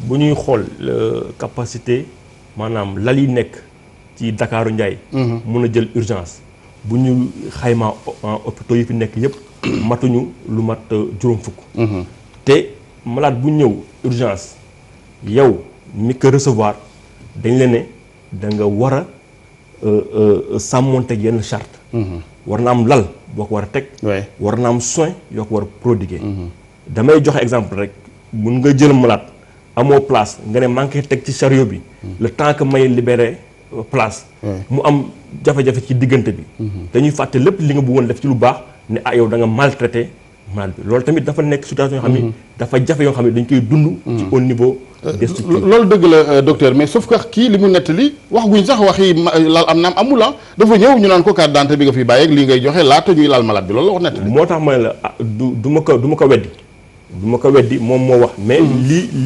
ñuy dund te li war a nekk parce que dañ ko dund ñun en tant que praticien jël nañ ay garde au niveau des urgences nga ñëw war a nekk service accueil des urgences déjà boo ñëwee rek amoo place boo mën a teg malade donc pour dire que ay jafe-jafe yoo xam ni dafa fi nekk te may wax par exemple Dakar loolu tamit dañ ci réfléchir ñu wax ni Dakar booy xool lu tax ñu sonn parce que à partir d'une certaine heure santé yëpp dañuy presque duñu ay jël ay malade ñëpp dañuy daw dem Fann daw dem Dantec daw dem Ogi alors que am na yenn structures yu nekk en périphérie yu mën a wàññi loolu loolu moo tax ma sànq du ñu jéggaani pour solution yi ngi sur place il faut que une volonté ñu toog en tout cas wax mbir mi dëggantaan lan la parce que tey bu ñu xoolee am na lu mat une trentaine de centres de santé yu nekk biir Dakar yu nga xam ne mun nañu wàññi charge yi hôpitaux yu mag yi mais nag dëkk bi aussi naka la ñuy def ba sensibiliser ci askan wi ñu baal ma ñu bari ñoom dañoo jàngul tamit xamuñu xam nga bu malade bi ne këtt na joon rek nga jaaxal rek jël taxi dem ak moom aussi comment leur faire comprendre que dafa am benn pyramide bu fi ne waaw loolu tamit en tout cas ci wàllu ministère de la santé am na ay banqaas yu nga xam ni seen liggéey loolu la pour ñuy jéem a en tout cas jox population bi information yeneen même sax am na ay numéro yoo nga xam ne numéro vert la pour ngay mën a woote pour mën a am yenn xibaar yi en tout cas daal bu ñu defee ba ni que pyramide sanitaire bi population bi xaw ko di respecter dina wàññi tamit yenn coono yi nekk au niveau très bien wax nañu sànq affaire inspection dama ci insister Cheikh parce que vraiment état lu mu bëgg a xam ko moi je pense que war na yebal ay nit ci hôpital ñu xool naka la gars yi liggéey effectivement est-ce que ñu ngi appliquer loolu ñu tëral ne ay loi ca muy ay yu baax ndax boo ne urgence léegi amatul ay laaj xaalis loolu lu baax la mais nag appliquer ko moo gënati nañu yebal ay inspecteurs yoo xam ni ñenn ñi ci yenn bërëb bi duñ yàq liggéeyu état parce que bu dee politique ak yéen ñu yëddu nit ñi que di def service écoute ak ku man la bu ñu bëggee missionnaire foofu mën nañ ko am il faut exiger yéen ñi liggéey ci hôpital yi ñu la wala. mais loolu mooy yoon Alaaji Assane di nga wax man inspection soxlawul sax ñuy envoyé un inspecteur. n'en a pas besoin. mais soxla na ko parce que kii mu ngi ne yóbbu na malaadam ñu ne urgence amul fay kii yóbbu na malaadam laaj nañ ko fay. ça veut dire que am na ñuy tappale ba léegi. baal ma leeral la. c'est-à-dire comme li nga wax sànq. xam nga tey jii ils ont des services de renseignement extrêmement huilés. ba nga xam ni sax yow mii wër na ma ni yow ngeen bi la nga reere sax buñ ko bëggee xam. tey jii mën nañ ko génne. mais loolu amul solo hôpital yi amul solo. ak santé foofu laa jëm man la bu ñu bëggee dem renseignement politique dañ koy am à fortiori les hôpitaux. gars yi am na loo xam ni ñun man dama lay wax lu leer saa ñu mësaan nekk ci ay action sur le plan syndical dañu daan filer ba moment bi ñuy jël suñuy malade ñoo xam ne da leen di gis ñu toog dans nos services c'est-à-dire état am na puissance boo xam ne tey jii mën na dugg ci service ñëw indi ay nit ñuy rang comme ay malade ba xam la fa mën a xew c'est-à-dire bu bëggee am lu ko rëcc loolu mënu ko rëcc. mais intégré leen ko seen i combat. non non yéen syndicalistes yi du rek docteur Boli day casse salaire wala jumtukaay mais aussi da leen ko ci waxaale. non dañ koy wax c'est-à-dire aussi parfois malade yi du ñu am patience parce que man je sais très bien waxuma la loolu mais tey surtout boo dem di nga gis ñu bind ci charte malade gis nga ci biir charte boobu li ñuy wax nii loolu moom malade kenn du ñëw di la laaj xaalis mais il faut que mu am koo xam ne moo lay garanti carte d'identité kese leen lay laaj xam nga am na ñoo xam ne tey jii boo demal ci structure hospitalière da ngay gis ay caisse mallette mu fees ay dina mat ay junni carte d'identité ñoo xam ne dañuy ñëw daal di engagé wu joxe seen carte d'identité ñu bind seen tour ñu ne ñooy engagé malade bi dem ñu faj ko mu utiliser médicament am fa facture boo xam ne dina egg par yenn saa yi 500 000 waa ji dem yoonam daal di dem déclarer perte ne carte d'identité dafa réer defaraat beneen carte d'identité am na ñoo xam ne aussi pour bañ affaire yooyu moo tax par yenn saa yi ñu ne la da ngay joxe ay renseignements yu wóor pour que même sax bu amul buñ la gisul dinañ mën a am téléphone wala fu ñu la mën a poursuivre pour nga mën a ñëw rembourser il faut toujours un tiers payant loolu mënuñu ko bañ mais malade moom bu ñëwee amul kenn ku am sañ-sañ. ok ngay ñëw garantie lañ doon laaj garantie lañ doon laaj. laaju xaalis loolu amatul fenn loolu amatul waxtaan la rek c'est bon à savoir. amatul xam nga tant que ñoo ngi nekk ci mbiru werante rek ku ne ne yow du man mais naka la ñuy def ba daje fenn fi mooy waxtaan wi. débat bi du kenn Sénégal ñun ñëpp naka la ñuy def ba ak tan am fi parce que déjà suñu koom bariwul. loolu moo tax bu fekkee ni farlu wuñu nag ku ne ak li la ci war évidemment parce que aussi il faut ngeen nangu ne seen biir suñu biir ñun journalistes yi biir ñeneen am nañu sikk nag. non ñàkkul mais damay wax Alaye Sane c'est par exemple saa yi di nga toog ci service nit dina nekk xëy suba di liggéey. ba ngoon mu sonn du lekk dugg bloc di opérer. xam nga parce que ay urgence am na. ñu woo ko mu summeeku ay 6 heures war a génn mu am urgence bu ñëw teg mu delluwaat. ay njabootam di ko xool mu toog ba ay minutes doog a ñëw. c'est-à-dire les gens font énormément de sacrifices. loolu aussi buñ ko waaw non ko occulté maintenant lan moo tax loolu war a am. wax nañ ko fii sànq il faut que mu am personnel bu doy. personnel bu doy boobu bu amee. xëj na li kenn waroon li kenn rek di def mën nañ ko partager ba ñaar di ko def. parce que xam nga nit la rek. am na foo xam boo fa tollee nga sonn. dëgg la efficacité mënatoo ko am. très bien te malade bu ñëwee. boo ko laal loolu la. c'est ça la ñu demaat ci téléphone bi asalaamaaleykum. asalaamaaleykum. allo. waaw soxna si ñu ngi lay nuyu. waaw man la madame Badiane maa bëggoon participer ci seen émission bi. bisimilah. waaw dama mës a yore sama doom voilà 5 ans. mu defoon crise ma yóbbu ko hôpital principal. waaye bi ma àggee mënul wax mënul def dara mais urgence bi ndaw si ma fa fekk daf ma ne naa génn moom malade bi moom day wax ak moom. yow naka nga mën a wax ak malade boo xam ne mu ngi crise ma wax ko loolu mu ne ma soo génnulee du ma ko faj. ma mujj génn. xaw ma nu mujjee xale bi ma ne ma ñëw fekkatuma ko foofu mu dugal yóbbu nañ ko ma ne ko yow malade bi ma fi bàyyi woon ànd mu kooku ne ma ne gardien bi malade ba dañ ko yóbbu ci biir loolu laa fa toog pendant 2 heures de temps. gisuma leen ma mujj ñibbi mais guddi gi yëpp nelaw ma. ndax pour man sama doom xëj na dafa dee. lendemain laa ñëw. seet sama xariti jëkkër boo xam ne docteur la ci biir hôpital bi moom moo ko mujj récupérer urgence indi ko ci kiiwam ci réanimation. kon xam nga ne li ñuy wax ci négligence bi. ak réewande bi ñu lay jaay ci biir hôpital yi. mu nga fa. ok jërëjëf soxna si ci seede yooyu. ñu ngi lay gërëm bu baax. merci ñu interpellé waat gan yi ci plateau bi professeur.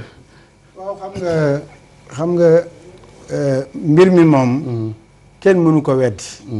témoignage yi ñoo ngi wadd benn par benn. kon wax dëgg fa yàlla. il faut reconnaître qu'il y a un problème. te tey toll na foo xam ni daanaka nit ñi ñàkk pexe. yenn saa yi moo leen di waral ñuy dem ci structure publique yi. parce que feebar naa am lu ma metti jóge naa fu sore paas ñëw naa dagg ticket ñu xaarloo ma ba pare di ma engueuler. loolu benn bakkanaat benn bopp attanu ko. waaw kon wax dëgg fa yàlla il faut que ñu xam ni problème am na. li koy saafaraal wax nañ ko inspection boobu nga wax lu am solo la mais nguur par exemple ministère de l'intérieur amul lu muy defee enquête ci biir hôpital. quoique nag l'État est super renseigné. mais hôpital bi war na am un service d'inspection. ministère bi war na am un service d'inspection. loolu day tax ñuy saytu ku naroon def dara sax. am dara loo xam ni ragal nga ko. te nag li am moo di xam nga mbir mi tant que dee amul mën nañu maslaa yenn yi. quoique un problème de santé man am na ku ma yee kooku xam naa mi ngi may seetaan guddi ni ma sama nijaay dafa jóge ca kaw ga ñu war ko amputé. mais deret amul. deret amul ñu wër deret amul. am ku bokk ci famille bi ñëw ni damay may sama nijaay deret ñu ni que mënoo ko may certes yéen a bokk groupe sanguin. mais test yi nga xam ne moom la ñuy war testé garab gi. moo fi newul. toog nanu benn fan ñaari fan ñetti fan. loolu ñëw amul àq. gis nga boo gisee loo xam ni jaaduwul. da nga koy wax wareef la pour nga wax ko. pour nga manifester ko. pour nga bañ ko ci sa xol te fi mu toll nag. mbir mi bu fekkee ni dañ koy nëppal. pour bëgg lu neex. Alaaj Ñang wala lu neex Cheikh Seck mais ay nit a ngi dee. yow ban réflexion nga mun a def ci beneen xeetu financement de la santé au Sénégal koppar yi naka la ñu mën a def ba gën ko mun a yokk parce que aussi farata la. waaw farata la mais man li jiitu moo di. man am naa yaakaar ni ak li ñuy injecté dans la santé bu ñu góorgóorlu woon ba yor ko yorin wu baax. nit ñi utiliser appareil yi xam ko mais loo xam ni pousse seringue la automatique la nit ñëw fekk ni doxul xamul lu tax doxul mu ñëw yëkkati ko pousse ko. appareil boo xam ne dafa am nu muy doxee mais ki koy utiliser kenn jàngale ko xamu ko que ko fournir kenn obligé wu ko pour mu def le training bu paanee bu ko neexee toog ñaari fan ñetti fan moo tax mbirum inspection boobu nga wax. lu am solo la.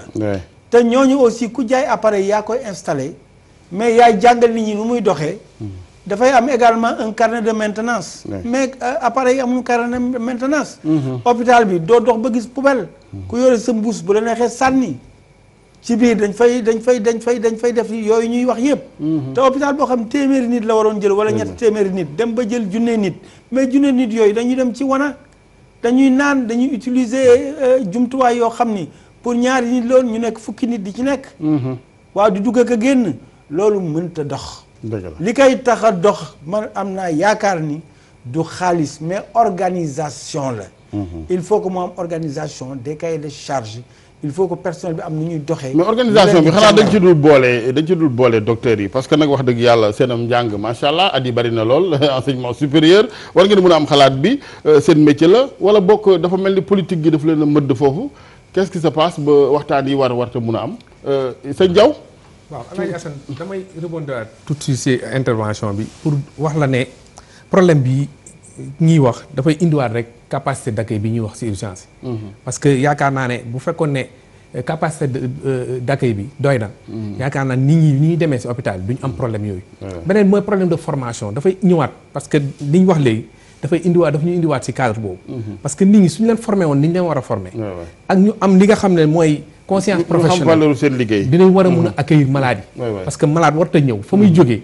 dina indi am métit boo xam ne boo ñëwee am na noo koy dëfalee sax yaakaar naa ne métier boobu dina wàcc. donc loolu dañ ko war a former dañ war a former waat nit ñi. li nga wax ci inspection d'état baax na parce que état lu mu bëgg a xam ko. état fu mu bëgg a dugg xam la fa xew da koy xam. donc dafay baax tamit des fois ñu wàcc sur le terrain di xam li xew réalité yi nekk ci terrain. waaw donc yi nga wax ci ay solution yaakaar naa ne état bi moom ci boppam moom war a jël ay mesures organiser waat système bi. système bi mais mënu ko organiser sans les agents de la santé aussi loolu laay bañati damay ragal bu ñu ko organiser ñoom à leur façon bàyyi ñi nga xam ne ñooy ñi ne ci biir ñu jaarati à côté il faut que ñu boole ci ñëpp. ñu ko xam il faut une implication. il faut que secteur bi impliqué leen. est-ce que mu ngi am non c'est-à-dire à l'heure actuelle. les véritables. on parle de réforme hospitalière bi amoon na foofu laa jëm c'est-à-dire mooy li ma lay wax. gis nga décision ñi koy jël. oui man je pèse bien mes mots. du ñi nga xam ne tey jii. ñoo mel ni comme professeur El Hadj Niang wala non dama lay wax waxuma dañu yàgg ci hôpital et puis liñ ciy def ñu ko woowuñu leen dégluwu leen bien au contraire dama koy tuddee toujours en exemple le professeur Abdoul Kane on a travaillé ensemble à l'hôpital général de Grand bokk nañ conseil d'administration bokk nañ ci lu bëri ci cadre mais c'est quelqu'un boo xam ni comme ni professeur El Hadj Niang di def mais nan leen gisee mais un professeur bu taxaw di wax ay yi baaxul finalement dañ leen di diaboliser dëkkal foo dëkkul ba mu bindee livre dañ ko fi marginaliser ba génne ko ci hôpital ba pendant des années mu nekk à côté à l'université professeur El Hadj Niang a été victime de ça man j'ai été victime de ça ak ñeneen pourquoi parce qu'on a cherché à défendre le système te ñen ñoo koy def la plupart ña nga xam ne ñoom ñooy jege ministre yi di ko def du ñoo xam ni ba ñuy nekk fii di xeex pour système bi dox ñoom leneen lañ nekkoon. ils ont choisi un autre métier. mais fii neex ñu ñëw dugg fi. ba ay responsabilités parce que tout simplement ils ont choisi la voie de la politique wala yeneen voie yoo xam ne am na ñu leen ciy jàppale. ñun lu ñu gëm mooy blouse blanche bii nga xam ne loolu la ñu jàng pour def ko. nan ñu jox suñuy cër ñun lu ñu moom balaa ñuy wax ak ñeneen nañu wax ak ñi nga xam ne tey jii. parce que mënu ma concevoir tey jii dafa doon l'exemple tey jii dafay mel ni amul ay agents tey am na ay médecins ay infirmiers. ay cadres yoo xam ne en matière de gestion et d'administration des services de santé am nañ ay diplômes au lieu ñu jël leen ñu jëli ay ñoo xam ni mosuñu dugg biir santé ñoom jox leen ñu jiite. ba pare ñoom bugg a nangu ñooñu nekk seen bu njëkk dama lay wax ci biir réforme boobu ngay wax réforme bi ñu ko waxee pour éviter situation dérapage yooyu dañ ni d'abord dañuy nommer agent comptable particulier ci hôpital ñu ne agent comptable boobu pour éviter mu nekk de connivence avec le directeur c'est le ministère des finances moo koy nommer xam nga c'est pour éviter ñu kii. ñu ne on nomme un chef de service administratif et financier. kooku moom mooy gérer marché yi. ñi am pouvoir de signature yi xam nga ci contrôle de gestion moom mooy contrôle de gestion bi directeur bi ak ACP. mais léegi toogal lii xew mooy non seulement le directeur ci boppam xam na ni ñu koy nommé mais directeur boobu moom mooy wax saf bi mu soxla pour ñu affecté ko pendant des années ça s'est passé comme ça. c'est-à-dire yooyu choisir tey jii bu dee en interne l'auditeur interne ku koy nommé. c'est pas le directeur le contrôleur de gestion ku koy nommé. c'est pas le ki ko war a ñun waxante dëgg Alaaji c'est-à-dire ña nekk ci biir hôpital bi yëpp ñi nga xam ne tey jii ñoo war a opposé wu tey jii directeur day ñëw ñu voté budget mu am ligne budgétaire ñu ne ligne bi pour essence la ñu ne 15 millions la xam nga moi en tant que contrôleur de gestion bu di jaaree moom le directeur parce que ligne bi ñun mën maa ko bind ñu def ñu ñëw ñu ne la bon ligne bi man de soxla naa 30 millions ñu dépassé ko tu n'oses pas défier les directeurs soo ko defee mu dégomme la toog nañ ci hôpital man ma nekk ci conseil d'administration Alaaji Assane ñu toog ñu ne dañuy jënd amplificateur de brillance amplificateur de brillance yi ñu doon jaay ci structures yi yëpp yi ñu gis yëpp weesuwul ay 30 millions. luy njëriñam loolu. amplificateur ci bloc lay nekk moom mooy permettre ci cadre opération mu mën a permettre yenn kii am na sax même au niveau cardiaque ak yooyu yëpp yu ñu mën a def. xam nga ci biir bloc opératoire la. bi ñu ñëwee. ñu ne ñun au niveau du conseil ñu def ci ba marge ba 40 millions. Alaaji Assane man mi nekk conseil d'administration ma toog ne gis amplificateur boobu ñu ngi ko jënde 108 millions. xoolal diggante 30 millions ak 108 millions. ma toog mu ne ay enquête ba cellule des marchés bi ñu ko defee. ma xam ne fii yoon jaaru fi. ma dénoncé ko lan laa subir ñu dàq ma pendant ñaari at ñi xam nañ ñu demee. te suma salaire. très bien. ak yeneen i affaires yoo xam ne tey jii moo tax bu ñu bëggee def système bi nanu nangu nit ñi ba tey jii am na ñu bëri amatuñu fit di dénoncer. parce que ñeneen ñoo ñëw te ñooñu ñëw noonu ñoom ñoo nekk système bi ñoo fi indi di ñooñu ñëpp ñu ci bëri retraité nañu. xam nga bu ñu retraité lu ñu def dañu créer seen i cabinet ñu leen di jox marché ci biir hôpitaux yi te moment dina ñëw ñoom ñëpp nañ ci bu seen tour ñu wax leen ñooñu ñooy ñam. très bien c'est ça la vérité. doy na waar docteur vraiment pour ne pas maa ngi wax sànq di tooñ ci couloir yi docteur bu ne ma non hôpital yaa ngi faj parce que man dama ne woon rek bu yóbbu ñu dem ca reen yaak xob yaak yooyu dànk yi wala. waaw mais sant yàlla. comme ba léegi malade yi ngi ñëw. yaakaar naa ni confiance bi mu ngi fi. li ñuy faral di wax boo nekk ci kër docteur dañ la wax performance 0 échec. loolu tamit sas bu rëy la mun nga faj juróom-ñeent fukk ak ñeent maat ñu wér. dem seen kër gërëm la kenn ki bu baaxul rek ñu fàtte lépp. lépp li nga def. loolu nag santé moom moo mel noonu. biñ ciy dugg xamoon nañ ko te loolu lañu en tout cas war a démarrer mais ñëw ci li nga laajoon sànq mooy financement de la santé. financement bi je pense que bu ñuy xool ci norme parce que. chef d'État yi dañu daje woon Abuja ci Nigéria. wax ni bu ñuy buggee santé bi dox dëggantaan il faut que si budget national bi ñu tënk ci téeméer boo jël fukk ak juróom. pour ñu mun a financer santé 15% yi 15%. j'imagine que eggagul tey bu ñuy xool yegguñu 15% par rapport ak financement de la santé. loolu doyul tey boo xoolee structure yu bëri dañu am ay jafe-jafe lu tax parce que am na politique de gratuité bu ñuy mëne di ko def. te remboursement bi ñëwul. ay bor rek tey booy xool bor yi hôpital yi en tout cas. yi nguur gi war a jox hôpitaux yi. jéggi na loolu tamit nekkul lu nga xam ni dafay yombal liggéey ñi nekk ci en tout cas ci hôpital ci waa kër docteur. parce que bu ñu waxee financement de la santé. si ñett banqaas la. ni ñuy def ba ñiy faju am xaalis bu ñuy fajoo. naka la ñuy def ba jënd. parce que soins dañ ko war a jënd. naka lañ def ba jënd soins. te bu ñu jënd soins tamit. wax ñu dañ ko war a jënd nu mu en tout cas nu neex ni ñu jaay. tey war nañu aussi bien ni ñu réglementé côté public bi. tamit que le privé aussi tamit. ñu am ci regard. bien sûr parce que ñu ngi wax ni privé bi public bi doxul. mais privé bi mu ngi dox lu tax muy dox loolu tam dañ ci war a. war nañu xool posé waat. waaye ku mayul gët sa njaboot mbaa di nga may gët geneen. moo tax ma ne loolu nag loolu yëpp mbiru. état bu nga xam ni état bi ñun la. ñun ñëpp la. tey bu ñuy wax service de soins buñ ko yemalee rek ci public bi dañuy juum loolu tamit erreur bu rëy la. tey aussi bien que le service public ak le service privé. war nañ participer. di jox ay en tout cas soins de qualité donc moo tax ma ne il faut que ñu xool ci pàcc yooyu yëpp. pour que sénégalais yi en tout cas mun a gis seen bopp ci wàllu santé bi. sànq yaa ñuy tooñ. bu ñuy xool xayma. ñun syndicat yi. et tey je pense que secteur santé dañ ko war a sant yàlla. syndicat yi bu ñuy lu ñuy njëkk jàmbat. mooy seen jumtukaay ñuy liggéeyee. booy xool plateforme syndicat yépp li njëkk wax moom mooy amélioration des plateaux techniques. waxoon naa ko si njëlbeen yemuñu Dakar rek mais tey dañu gëm ni. Sénégalais bu dëkk Kédougou bu dëkk Tamba wala Matam. bu jógee bugg faju war na mun faju sans mu ñëw Dakar. loolu nag ay jéego yu en tout cas yu am solo lu ñu war a teg ak syndicat yi. parce que dañuy def ay journée de réflexion thématique. di ci réfléchir di produire ay documents. di ko jox nguur gi pour wax ne nii en tout cas suñu participation la ci réflexion. am na solo waaw boo gisee xeer yi ñëw noonu la pour ngeen génne yéen tamit li ne ci yéen donte am ngeen ci beneen wàll yaa ngi wax ne que Sénégal la ñu war a démocratiser paj mi waaye docteurs yi ñoom bëgg noo génn Dakar. ñoom climatiseurs yi Dakar lañ tàmm. loolu nag koo yóbbu Matam mu lànk koo yóbbu Ourossogui. xëy na fukki at wala fukki at si juróom la tey fu mu nekk nii. may waxe yow nii boo xoolee Tamba. ñi fa nekk di liggéey à part fonctionnaires yi. mun nañu wax ne am na lu mat fukk ak juróom ndaw médecins yi fa nekk di liggéey. te seen payoor demul noonu. parce que rek dañoo nangu dem pour liggéey. très bien Tamba mun naa ko lim. mun naa lim Matam mun naa lim ci Louga. pour wax ni tey loolu nit ñi doon wax buñ koy xool tey. taxul parce que ñu nit duñu ay syndicalistes de bureau. dañuy dem ci terrain bi di xool naka la suñu naataango yi nekk di liggéey. wax naa la ko sànq recrutement bi doyul mais li paradoxe bi mooy am na ay médecins yu bëri yu nekk ci biir réew mi.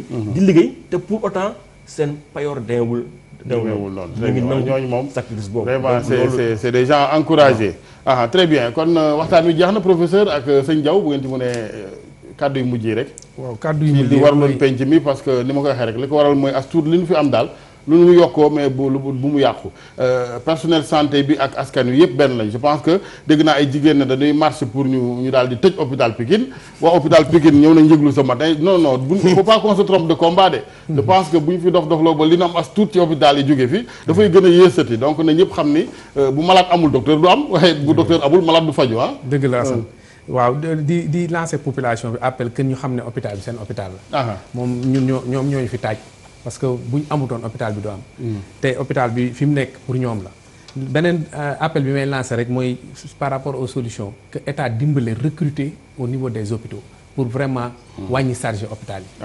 waaw recrutement yi tamit vraiment baax na. que mu wàññi charge hôpital yi. renforcer encore plateau technique yi ci hôpital yi. loolu vraiment nekk na loo xam ne bëggoon naa vraiment ñu di remercier ci invitation bi. jërëjëf Ibrahima professeur. waaw man de vraiment damay sant yàlla que vraiment ñun ñëpp ñu mën a toog entre syndicalistes. représentants des consommateurs. ñu ñëpp ñëw toog waxtaan ci mbir moo xam ni dafa soxal réew mi tey. li am nag moo di gis nañ ko mbir mi doxul nañ ko bëggee woon. man am naa yaakaar ni bu nu boolee lu tuuti li ñu am. ñu sàmm ka. fexe ba góorgóorlu ci ba mu gën a baax. du ma am ab sagaru xaftaan ba pare ni dama koy bàyyi mu tilim fu ma romb ñu xool ma waaye xaftaan bi lu mu sagare te ñu gis ni danaa ko fóot ba mu set. parce que sol ko sol wu rafet. day daal di jag. hôpitaux yi mënees na ko jagal ci kaw ñun ñi nga xam ne ñoo ciy liggéey nan ko jàppin bu rafet. ku fa ñëw nee nañu wax bu rafet sarax la. boo ko mënul faj itam nekk bàyyi na nga def.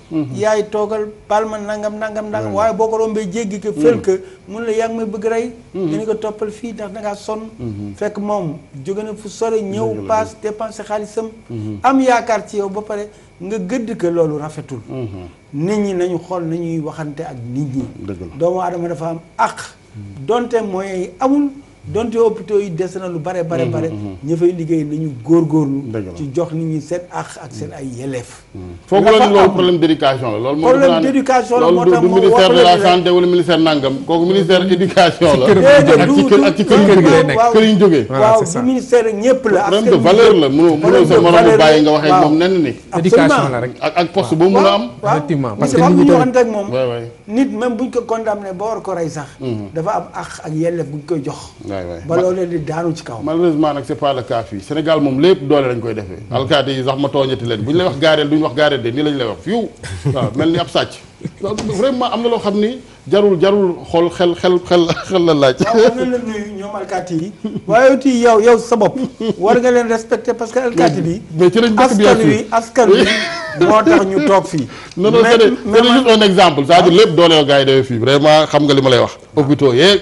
waaw bureau yi les banques yi ma waxati leen foo dem Sénégal daal wax dëgg yàlla doy na waar ñëpp yemuñu mais am na ñoo xam ne war nañ xoolaat mbir yi gis nga wax ju neex sarax la kooku encore une fois ñu wax ko pour ñëpp c'est valable pour le chef de l'État pour les chefs d'entreprise pour les marabouts parce que nit boo xamante ni yow sàkkuloo ko da nga am ab minimum de respect boo warloo ak moom absolument kooku moom wax dëgg yàlla wax ju neex sarax la de hôpital yi ku ne xam nga ni am na ci jigéen ñoo xaw a sarax la jaamu yàlla la très bien ñu ngi leen di gërëm sëñ Seck di jéggalu ak sëñ Diaw ndax xam naa ne heure yi war na fekk ngeen reer yi waaw nag hôpital ku fay dem heure reer moom urgentiste bu mel ni Cheikh Seck nekkee wala Ibrahima sànku nga docteur Boli Diop moo jiite SAMES ñu koy gërëm bu baax docteur xam nañ ni yitte yi bari na lool mais saa su ne yaa ngi ñuy wuyu si naka noonu Cheikh Seck souvent nañ koy jóglu professeur El Hadj Niang naka noonu ak Ibrahima Diaw waaw ci lu ndaw rek parce que Ibrahima wax na ko sànq ci problème arbitrage budgétaire yi ci subvention Pikine booy xool sur le plan de la population c'est pratiquement la deuxième ville du Sénégal et je sais très bien man dem naa fa taux de fréquentation bi am man je suis à l'hôpital général de Grand Yoff 38 000 malades non xam naa bu baax li fay fréquenté parce que moo gën a jege xam nga am na enquête bu ñu defoon même à l'hôpital la Dantec plus de 70% malades yi doon jóg ñëw Dantec di faju yëpp banlieue leen daan jógee et tey jii offrir nañ foofu plateau technique boo xam ne dina leen permettre ñu mën ko am donc 300 millions comme subvention au moment où yenn hôpitaux comme Ogui am nañ ay 1 milliard 400 ñeneen ñi am ay 1 milliard 500 ak yu demee noonu moi je pense que loolu maa ngi koy demander ministre bu bees bi ci arbitrage budgétaire balaa muy dem ci loi des finances na mu permettre ñu mën a corriger loolu bu ñu koy def même de façon graduelle ñu mën ko doubler première année bi yeneen année yi ñu koy yokk ba ñu mën a permettre parce que nit aussi mënoo ko jox mission te joxoo ko mission pour mu réussir beneen bi nga baal ma ci problème mu équité ak justice dans le secteur c'est ce qui manque le plus dans le secteur de la santé te nu bàyyi di diaboliser nit ñi xam nga nit ki day wax parce que moom la bëgg man samay collègues yi ma toll ñu bëri ils ont boole wax na ko sànq ñu ci bëri ils ont quitté le système dem nañ feneen ils sont dans les ONG ñu ngi fayeeku seen xaalis bu bëri ñun dañoo choisir toog fii parce que dañ ni système bi buñ koy yàqee xam nga ëllëg mën nañoo feebar te fa la ñuy fajoo donc que l'état mën na xam loolu fépp fu ñuy namee nit commencé ci plus bas système bi nag ñëpp la ñu soxla muy brancardier professeur wax na ko sànq muy fille de salle ba muy garçon de salle parce que dama koy wax toujours man leen bloc opératoire gis nga agent bi nga xam ne moo ko war a nettoyer bu xëyee tey suba nettoyer wu ko boo li muy bu ñëwee du opérer ça la vérité donc hôpital ñëpp fa am solo te ku nekk war nañ la jox sa cër respecté ko mais nag bu ñu créer déséquilibre c'est-à-dire créer déséquilibre mooy tey nga ñëw jël ay personnel administratif ñu def 5 fois wala nga wax naa ko fee sànq ci benn émission nga dem dans un lieu où par exemple les médecins ñoo ëpp sax infirmiers dama naan c'est une armée mexicaine où il y a plus de généraux que d'hommes de troupe doo mën a gañ a guerre nañu équilibré ku nekk jox la place ñu ngi lay gërëm Ibrahima Diaw mu ngi wax xayma bu ma xaw a jaaxal 38 malades déjà ci at mi docteur Diop rythme bi gars yi di feebare Sénégal c'est normal wala dañu rythme bi malades yi bëriwul mun naa wax ni malades yi bëriwuñu parce que am na yu bëri yu ñuy def ci wàllu di wax tamit ni ñun ñi nekk ci hôpitaux yi di faj ñu dañoo bokk tamit ci population bi dëgg la tamit population bi nañ jàpp ni ñi nekk ci structure di faj si ñoom la ñu bokk donc gëm naa ni en tout cas daal problème am na mais saafara bee ngi fii buñ ci gënee toog wax nag jëf nag waaw jéggi wax bi jëf action yi la ñu mun a en tout cas saafara manees na ko am yaakaar xëy na ndax Abdoulaye Diouf Sarr toog na yëglu na enquête ak yeneen lii lépp def naa daf leen di dolli rek ñoom kilifa yi nga xam ñoo ne ci bërëbu dogal yi di leen gërëm yéen ñëpp wax dëgg yàlla waxtaan wi ni nga ko waxee am na ñu ci bokkul nag ndax ñëpp yemul waaye daf fekk ne xëy na benn pomme de terre dafay xaw a yàq faf ab saaku yëpp fexe ba néewal pomme de terre yu nëb yooyu ci mboolem secteur yi ci Sénégal dafay baax ngir rek li ñëpp bokk muy l'intérêt général ñu sàmm ko seen émission li ci penc mi ak télévision Futurs Médias gërëm gan yi gërëm soxna Awa Mbaye ci wàllu réalisation Alioune Diagne ak sëñ Khadim Cissé wàllu caméra au niveau de la régie ñoo gërëm bu baax sama xarit Vieux Diouf Tunkara Dout Sow le réalisateur ak ñëpp Abdourahmane mi ci wàllu son bi sans oublier personne di leen ñaanal jàmm wér gu yaram it naka noonu ba alxamis ak jàmm incha allah